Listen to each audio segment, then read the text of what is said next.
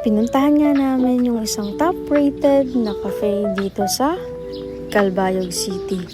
At kagabi, pumunta kami at sobrang daming tao. So we decided na pumunta na lang ngayon kung kailan mag-open sila. Edi ayan, wala masyadong tao. Napakaganda dito guys, aesthetic ang vibe. So this is Coffee Point. Open sila ng 9 AM hanggang 11 PM. Napakaganda dito paggabi dahil napakaganda ng lightings nila. Kaya sobrang daming tao pagdating sa gabi. At yan guys, yung menu nila nasa tablet. And scroll ka lang dyan para makapili. At sa labas, marami pang area na pwede kang magpa-picture. At yan, may pusa sila. Napaka-cute, napaka-amo.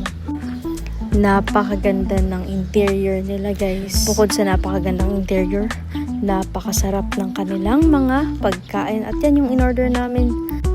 Matatakam ka talaga sa sarap.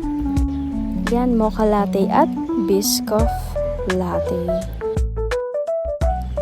Potato wedges. At chicken alfredo. Meron din silang cakes and pastries. At ito naman yung sa labas. Pwede kayong umaura-aura. Kaya tara na, pumunta na kayo sa Coffee Point dito sa Calbayog City.